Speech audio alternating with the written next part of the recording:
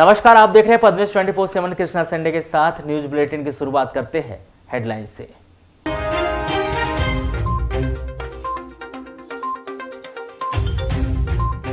वैनगंगा नदी के आमा घाट में नहाने के दौरान डूबा युवक, 4 घंटे की मशक्कत के बाद मिला शव।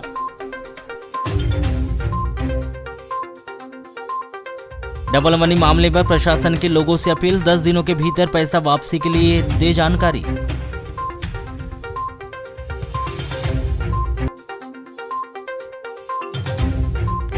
वाराणसी में चोरों के हौसले बुलंद, दिन दहाड़े की एक घर में लाखों रुपए की चोरी, दहशत में आए शहर के लोग।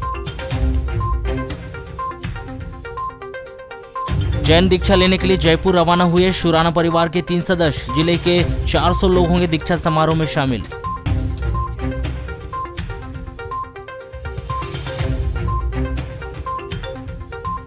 कुपोषण पर भारी पड़ रही मूंग दाल, लोगों ने गेहूं चावल दाल वितरण करने की मांग की।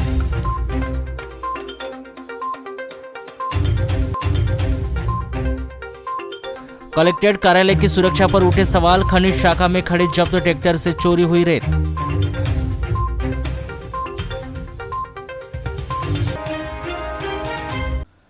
नगरीय निकाय एवं त्रिस्तरीय पंचायतों के आम निर्वाचन 2022 से संबंधित कार्य को दृष्टिगत रखते हुए कलेक्टर एवं जिला निर्वाचन अधिकारी ने सभी विभागों के अधिकारी एवं कर्मचारियों के अवकाश स्वीकृति पर प्रतिबंध लगाया है। कलेक्टर एवं जिला निर्वाचन अधिकारी डॉक्टर गिरीश कुमार मिश्रा ने इस संबंध में स्पष्ट किया है कि नगरीय निकाय एवं त्रिस्तरीय पंचायत निर्वाचन 2022 से संबंधित कार्य प्रभावित न होने की स्थिति में कार्यालय प्रमुख अपने अधीनस्थ शासकीय सेवकों के अधिकतम 3 दिनों के आकस्मिक ऐच्छिक अवकाश स्वीकृत कर सकेंगे और सार्वजनिक अवकाश में वह विभागीय प्रशिक्षण के लिए मुख्यालय छोड़ने की अनुमति अपने स्तर से प्रदान करेंगे। शासकीय सेवकों के समस्त प्रकार के लंबी अवधि के अवकाश स्वीकृति के प्रकरण नियम के अनुसार अवकाश स्वीकृति की अनुशंसा एवं अवकाश पात्रता तथा जिला चिकित्सा बोर्ड के प्रमाण पत्र सहित जिला कार्यालय भिजवाना होगा। 6 मई 2022 को किरणापुर प्रवास पर आए प्रदेश के मुखिया शिवराज सिंह चौहान ने हट्टा में महाविद्यालय खोले जाने, किरणापुर और परसवाड़ा महाविद्यालय में पीजी कोर्स की पढ़ाई शुरू किए जाने की घोषणा की थी, लेकिन यह तीनों ही घोषणाओं पर अमल होता दिखाई नहीं दे।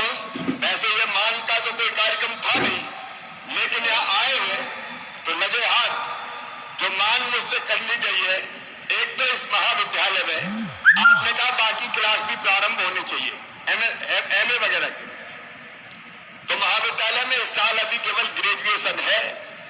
पोस्ट ग्रेजुएशन की क्लासें जिन विषयों में बच्चे मिलेंगे वो चालू कर दी जाएंगी ताकि ये पोस्ट ग्रेजुएशन भी हमारे बच्चे यहां से कर सके। हट्टा में ये बात सही है, मैंने महाविद्यालय खोलने का पर सहमति दी थी। नए सत्र में हट्टा में भी महाविद्यालय प्रारंभ कर दिया जाएगा ताकि बच्चों को ढंग से पढ़ाई मिल सके। परसवाड़ा में भी एमएससी और एमए की क्लासों की आपने बात की है, वो भी हम प्रारंभ कर देंगे। दरअसल छिंदवाड़ा विश्वविद्यालय के द्वारा 17 मई 2022 से प्रथम वर्ष में एडमिशन की प्रक्रिया ऑनलाइन शुरू कर दी गई थी, जिसमें हट्टा महाविद्यालय खोले जाने का कोई जिक्र ही नहीं है।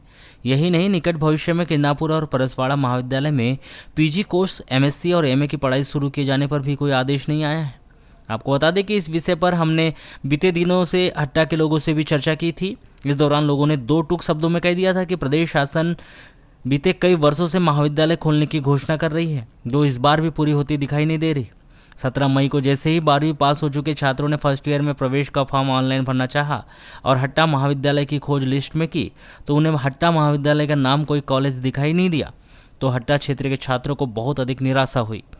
इस विषय पर जिले के अग्रणी शिक्षण संस्थान जटाशंकर त्रिवेदी महाविद्यालय के प्राचार्य डॉक्टर गोविंद सिरसाटे से चर्चा की गई, तो उन्होंने जानकारी दी कि विश्वविद्यालय की ओर से हट्टा में महाविद्यालय खोले जाने को लेकर कोई आदेश नहीं आया है।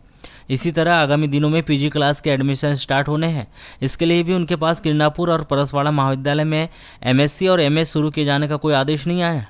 आपको बता दें कि किसी भी महाविद्यालय में पीजी कोर्स शुरू किए जाने से पहले कई तरह की मैदानी व्यवस्थाएं करनी पड़ती है, जिसमें एमएससी की क्लास शुरू किए जाने के लिए अतिरिक्त क्लास के साथ ही अतिरिक्त lab, teacher staff, lab technician, library खोली जाती है। इसके लिए पहले से तैयारी के आदेश के अनुसार कार्य किया जाता है, लेकिन विश्वविद्यालय की ओर से किरणापुर और परसवाड़ा के लिए इसी तरह के कोई आदेश जारी नहीं किए गए हैं। जिससे उम्मीद यही लगाई जा रही है कि इस सत्र में शायद ही किरणापुर और परसवाड़ा में पीजी कोर्स की क्लास शुरू नहीं हो पाएगी। वारासिनी थाना क्षेत्र के अंतर्गत आने वाले ग्राम कोचेवाही में एक महिला और उसके पति को उसके सास और देवर ने हाथ भूसे और डंडों से मारपीट कर घायल कर दिया। 18 मई की शाम 5 बजे यह घटना घरेलू विवाद को लेकर हुई। घायल महिला सीताबाई पति सावनलाल बांगरे 32 वर्ष ग्राम कोचेवाही निवासी को जिला अस्पताल बालाघाट में भर्ती किया गया है। प्राप्त जानकारी के अनुसार सीताबाई और उसके सास रेवतीबाई के बीच घरेलू बातों को लेकर विवाद होते रहता है। 18 मई की शाम 5 बजे सीताबाई अपने पति सावनलाल के घर पर थी। उसकी सास रेवतीबाई और देवर मुकेश एवं मोहन शराब पिए हुए थे। तभी घरेलू विवाद को लेकर तीनों ने सीताबाई को हाथ भूसे और डंडों से मारपीट कर दिया। बीच बचाव करने उसका पति सावनलाल आया तो तीनों ने उसे भी डंडे से मारपीट कर दिया। इस मारपीट में सीताबाई अत्यधिक चोट लगने से घायल हो गई, जिसे वारासिनी पुलिस ने जिला अस्पताल बालाघाट लाकर भर्ती किया है। मामले की जांच वारासिनी पुलिस के द्वारा की जा रही है। कलेक्टर कार्यालय खनिज शाखा के प्रांगण में खड़े ट्रैक्टर ट्रॉली से रेत चोरी हो गई। ट्रैक्टर रेत का अवैध रूप से परिवहन करते पाए जाने पर रेत से भरे इस ट्रैक्टर ट्रॉली को खनिज निरीक्षक सुरेश कुमार कुलस्ते के द्वारा जब्त कर कलेक्टर कार्यालय में खनिज शाखा के प्रांगण में खड़ा कर रखा गया था, जहां से ट्रैक्टर ट्रॉली से रेत चोरी हो गई। चोरी गई रेत की कीमत 2000 रुपए बताई गई है। कोतवाली पुलिस ने ट्रैक्टर ट्रॉली से चोरी करने के आरोप में अज्ञात आरोपी के विरुद्ध अपराध दर्ज कर विवेचना शुरू की है। प्राप्त जानकारी के अनुसार 17 मई को 11 बजे जब खनिज निरीक्षक सुरेश कुमार कुलस्ते कार्यालय पहुंचे और देखा कि जब्त शुदा ट्रैक्टर ट्रॉली तो मौके पर खड़ी थी, किंतु ट्रैक्टर ट्रॉली में रेत नहीं भरी थी। 16 एवं 17 मई की दरमियानी रात को कलेक्टर कार्यालय में खनिज शाखा के प्रांगण में खड़े जब्त शुदा ट्रैक्टर ट्रॉली से कोई अज्ञात आरोपी रेत चुरा कर ले गया। संदेह व्यक्त किया जा रहा है कि जब्त ट्रैक्टर ट्रॉली का मालिक रवि मोहारे ग्राम भटेरा निवासी या उसका कोई साथी खनिज विभाग में प्रकरण कायम होने के डर से तथा प्रकरण से बचने के लिए रेत चुरा कर ले गया है। कोतवाली पुलिस ने खनिज निरीक्षक सुरेश कुमार कुलस्ते के द्वारा की गई रिपोर्ट पर अज्ञात आरोपी के विरुद्ध धारा 379, 201, भारतीय दंड विधान की धारा 4/21 खान एवं खनिज अधिनियम के तहत अपराध दर्ज कर विवेचना शुरू की है। वारासिनी नगर में अज्ञात चोरों का आतंक लगातार बढ़ते जा रहा है। लंबे समय से चोरी का यह सिलसिला बदस्तूर जारी है। कौन सा गिरोह नगर में सक्रिय है, इसके बारे में कोई नहीं जानता, मगर अपना मकान खाली छोड़कर जाने से लोग अब डरने भी लगे हैं। इसी तरह का एक मामला वार्ड क्रमांक 4 विवेकानंद कॉलोनी में दिन दहाड़ी चोरी की वारदात हुई है, जिसमें करीब 4 लाख रुपए नगद एवं 10 तोला सोना एवं चांदी के आभूषण अज्ञात चोरों के द्वारा चोरी कर ली गया है। यह चोरी की वारदात अभिषेक महावीर प्रसाद शुक्ला के घर में उस समय हुई जब वे 19 मई को जहां वे कार्य करते हैं गए हुए थे, वहीं उनकी पत्नी BA सेकेंड ईयर का पेपर देने गई थी। जानकारी देते हुए परिवार के सदस्य शशांक दुबे ने बताया कि उनके भाई एक निजी आभूषण की दुकान में कार्य करते हैं, जो अपने निश्चित समय पर दुकान चले गए थे। वहीं उनके मम्मी पापा घोटी हेटी शादी में गए थे। भाभी शिल्पा शुक्ला सेकेंड ईयर का पेपर देने शंकर शाह विद्यालय गई थी। 2 बजे दोपहर में घर में ताला लगा हुआ था। जब भाभी शाम 5 बजे पेपर देकर लौटी तो उन्होंने देखा कि घर के सभी कमरे के ताले टूटे हुए। अंदर प्रवेश करने के दौरान पूरा सामान कमरे में फैला हुआ है। उन्होंने तत्काल ही इसकी सूचना अपने पति को दी। अचानक क्या हुआ कि हमारी मामा जी गए थे अथरी अपने बहन के घर और दीदी गई थी दुकान, भैया गए थे आनंद ज्वेलर्स में काम करने, भाभी गई थी हमारी पेपर देने 2 से 5। उसी बीच में घटना घटी है जिसमें 10 तोला सोना और 4-4.25 लाख केस था, जिसमें से पूरा सामान बिखरा हुआ। भाभी जब कॉलेज से आई तो देखे तो पूरा ताला वाला टूटा था सब, और घर को भी बच्चा अचानक रहता था, लेकिन आज अच्छा हुआ कि बच्चे को वहाँ दीदी ने दुकान ले जा ली, नहीं तो फिर बच्चे के साथ भी कुछ भी कर सकते थे आगे वाले। मध्य प्रदेश में नगरीय निकाय और त्रिस्तरीय पंचायत राज के चुनाव होने जा रहे हैं। यह चुनाव ओबीसी के आरक्षण के आधार पर किए जाएंगे। यह फैसला माननीय उच्चतम न्यायालय के द्वारा दे दिया गया है। यह जानकारी बालाघाट विधायक एवं मध्य प्रदेश पिछड़ा वर्ग कल्याण आयोग के अध्यक्ष गौरीशंकर बिसेन ने स्थानीय सर्किट हाउस में पत्रकार वार्ता के दौरान दी। उन्होंने बताया कि हमारी सरकार ने राज्य की जनता के सामने संकल्प लिया था ओबीसी वर्ग के आरक्षण के बिना चुनाव न हो। हमें बताते हुए प्रसन्नता है कि माननीय उच्चतम न्यायालय ने 50% की सीमा बांधते हुए ओबीसी वर्ग को आरक्षण मिले यह फैसला लिया है। उसी आधार पर यह भी कहा गया है कि इसी के आधार पर 1 सप्ताह के अंदर चुनाव प्रक्रिया प्रारंभ करे। काम प्रारंभ हो जाता है। राज्य सरकार ने और राज्य निर्वाचन आयोग ने इन स्थानीय चुनाव की प्रक्रिया को प्रारंभ कर दिया है। जैसे कि ऐसा कोई जिला परिषद क्षेत्र जो 2 विकास खंडों में आता है, जो 2 जनपद क्षेत्रों में आता है, उसके चुनाव एक साथ हो, उसके लिए जिले के कलेक्टरों को पत्र लिख करके जानकारी प्राप्त की गई, जिससे कि चूंकि अभी तक की जो जानकारी उसमें राज्य निर्वाचन आयोग ने कहा है कि पंचायत के चुनाव बैलेट के आधार पर और जो स्थानीय निकाय के चुनाव है वो इलेक्ट्रॉनिक वोटिंग मशीन से होंगे। तो उसके संदर्भ में तैयारियां प्रारंभ हो चुकी है और मैं तो माननीय उच्चतम न्यायालय का अभिनंदन करना चाहता हूं कि उन्होंने हमारे आयोग की जो रिपोर्ट है, हमारे कमीशन की रिपोर्ट को वजन दिया। हमने ट्रिपल टेस्ट के लिए जो माननीय न्यायालय ने निर्देशित किया था उसका हमने अच्छे से पालन किया है। हमने अकेले ग्राम पंचायत के वार्ड और जो हमारी इकाइयां हैं, संस्थाएं, उनके जनसंख्या अथवा मतदाता को आधार नहीं माना, राजनीतिक विश्लेषण भी किया। यदि ओबीसी को आरक्षण नहीं मिलेगा तो फिर उसका कितना नुकसान होगा, वो कितने पीछे चले जाएंगे। बालाघाट से बहुचर्चित डबल मनी मामले में बालाघाट विधायक एवं मध्य प्रदेश पिछड़ा वर्ग कल्याण आयोग के अध्यक्ष गौरीशंकर बिसेन ने कहा कि इस मामले में पुलिस ने कड़े कदम उठाए हैं। मुझे लगता है कि हमको आगे की कार्रवाई का इंतजार करना चाहिए। जहां तक भाजपा जिलाध्यक्ष रमेश भट्टेरे के द्वारा बालाघाट आकर सोमेंद्र कंकराइने से मुलाकात करने की बात है, तो किसी से मिलना कोई अपराध नहीं है। कड़े कदम उठाए और मुझे लगता है हमको आगे की कार्रवाई का इंतजार करना है। जी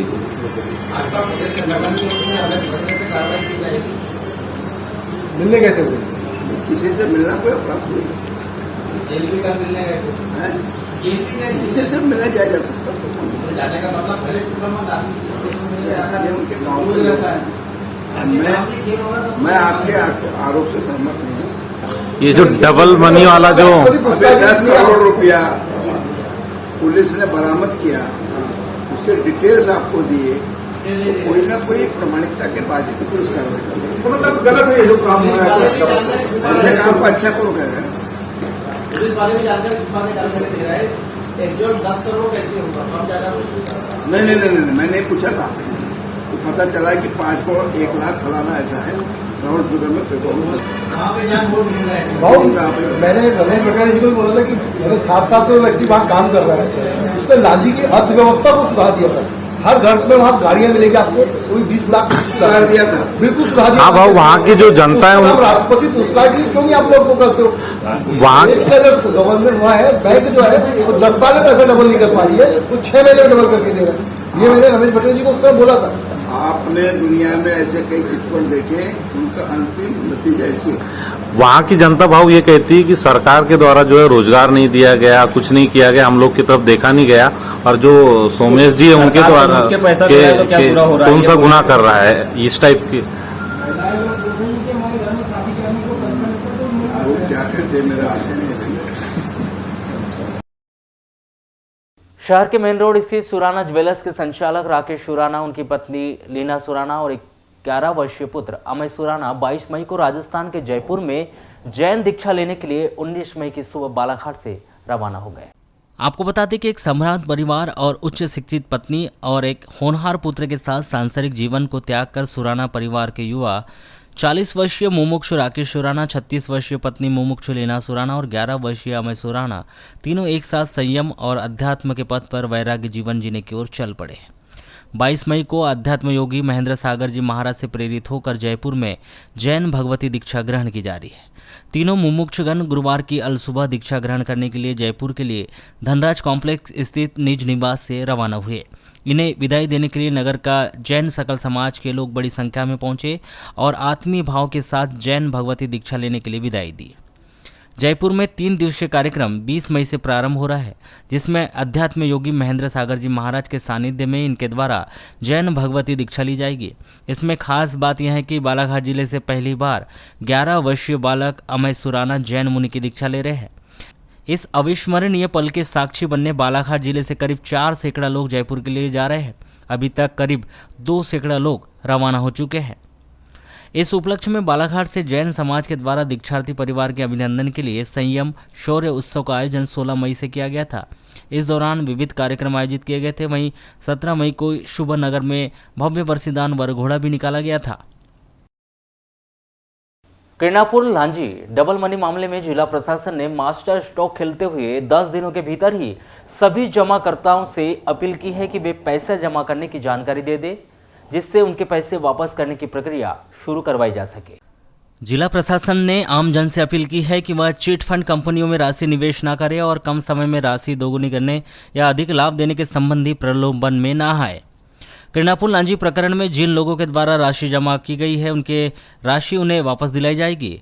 जिला प्रशासन the banning of unregulated deposit scheme अधिनियम 2019 के तहत कार्रवाई कर रहा है। जिन लोगों ने भी इस प्रकरण में अपनी राशि निवेश की है वह अपने दस्तावेज के साथ लांजी एवं किरणापुर में बनाई गई हेल्प डेस्क में राशि जमा करने संबंधी जानकारी 10 दिनों के भीतर प्रस्तुत करे, जिससे जिला प्रशासन ऐसे व्यक्तियों की राशि वापस करने की कार्रवाई कर सकेगा।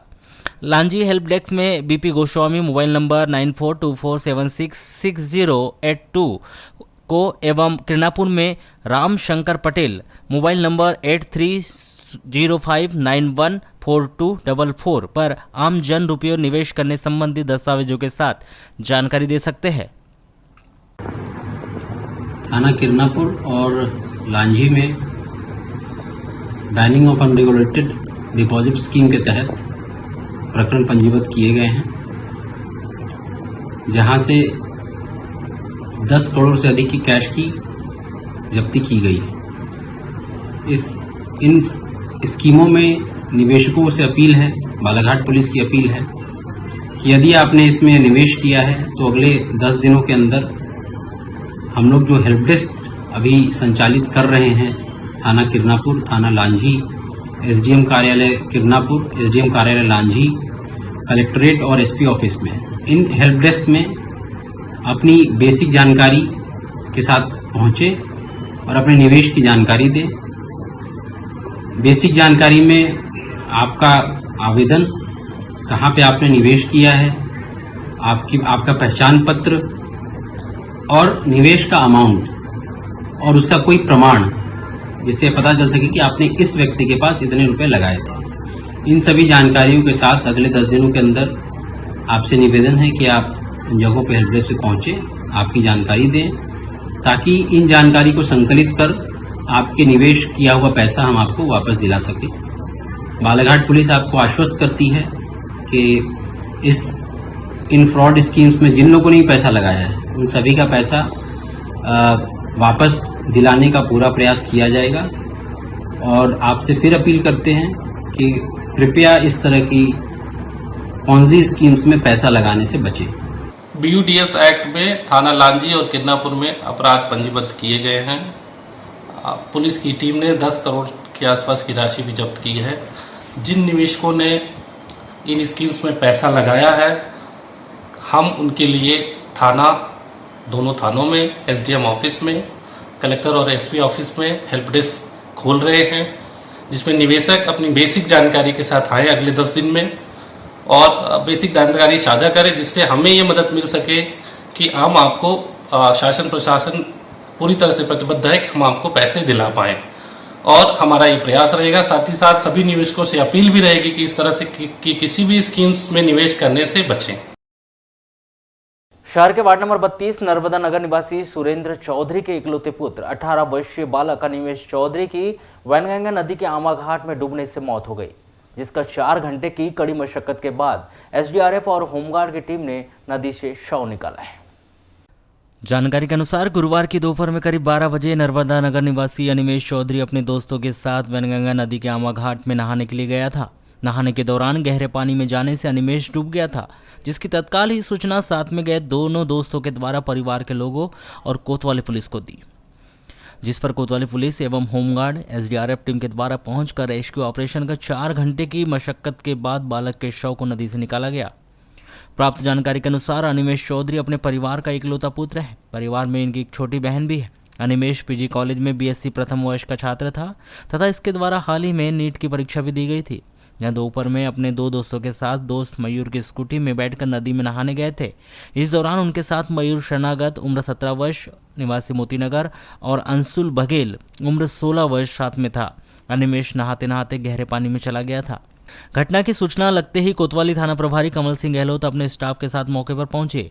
पुलिस कर्मियों के द्वारा नदी में जाकर बालक को ढूंढने का प्रयास किया गया। इसके बाद होमगार्ड SDRF टीम भी पहुंची, जिनके द्वारा कड़ी धूप में करीब 3 से 4 घंटे बालक को ढूंढने रेस्क्यू ऑपरेशन कर कड़ी मशक्कत कर बालक को नदी से निकाला गया। तब तक बालक की मृत्यु हो चुकी थी। शव को वाराणसी पुलिस के सुपुर्द कर दिया गया है। घटना के संबंध में जानकारी देते हुए अनिमेश के साथ गए बालक मयूर शनागत ने बताया कि कल शाम को ही अनिमेश ने फ़ोन किया था कि वह नहाने जाएंगे। गुरुवार की सुबह 10 बजे फिर कॉल आया कि नदी में नहाने जाना है। इसके बाद वे लोग तीनों स्कूटी वहां से वनगंगा नदी में आए थे। वे सभी लोग पहली बार ही नदी में नहाने आए थे। तीनों में से किसी को भी तैरना नहीं आता था, इसलिए कम पानी में ही वे नहा रहे थे। लेकिन अनिमेश नहाते नहाते गहरे पानी की ओर चला गया था। अनिमेश को डूबता देख वे बहुत घबरा गए थे। उसके डूबने पर तुरंत ही परिवारजनों को इसकी सूचना दी गई। यही 12 साढ़े 12 के बीच में। कौन कौन आए थे आप लोग? मैं था, अनिमेश था और एक और था साथ में अंशुल। क्या हुआ फिर नहाने के दौरान? मतलब पहले कहीं और नहा रहे थे, उसके बाद थोड़ा आगे पे आए थे। वहाँ पर हम लोगों ने नहाई, किसी को तैरते नहीं आता इसलिए कोई आगे नहीं गया। उसने बोला मैं पहले भी यहाँ पर आया हूँ, इसलिए वो आगे गया। उसको मना किए थे, थोड़े आगे पे गया, उसका पहले पैर फिसला। उन्होंने बोला यहाँ पर गहरा है। उसके बाद फिर शायद उसका फिर से पैर फिसला तो वो अंदर गया। उन्हें थोड़ा हाथ मारा। उसके बाद फिर जब ऊपर नहीं आया तो उधर कुछ भैया लोग खड़े थे, फिर उनको बुलाने गए। फिर वो आए, उनमें से भी किसी को अच्छे से तैरते नहीं आता था, तो उन्होंने बोले पहले उसके घर जाओ, फिर वहाँ से कंप्लेंट कर देना। तो फिर उसके घर गया, उसकी मम्मी को बताया, फिर उन्होंने वहाँ से कंप्लेंट किए थे। आप लोग बेटा घर से बता के आए थे? हाँ जी। नहीं, नहाने के लिए आए थे? Yes sir. अच्छा, तो क्या नाम है इनका? अनिमेश चौधरी। कब से दोस्ती थी आप लोग की? हाँ सर, यही लगभग 2-2.5 साल से। अच्छा, इसके पहले भी आते थे, आज पहली बार आए थे? नहीं सर, इधर पहली बार आए थे और उसके साथ भी पहली बार आए थे। हम लोग नहा रहे थे इधर किनारे पे, बोले तो इतने पानी में नहा रहे थे। तो कहता है इधर मजा नहीं आ रहा, मैं थोड़े से नीचे जाता हूँ। हमने उसको बोले मत जा, ज़्यादा दूर मत जाना। तो गया, थोड़ा से दूर गया तो उसका एकदम एक पैर गया पहले, और उसके बाद कहता है यहाँ गया रहा। तो हमने उसको बुलाया तो कहता है हाँ आ रहा हूँ। कहता है उसके बाद उसके दोनों पैर चलेगा और 1-2 बार हाथ मारा और उसके बाद एकदम से चले गया वो। बेटा आप घर में बता के आए थे कि आज हम लोग नहाने जाए? तो रोज आते थे नहाने? नहीं, आज पहली बार आए थे। तो आप लोग को तैरते आता था ना?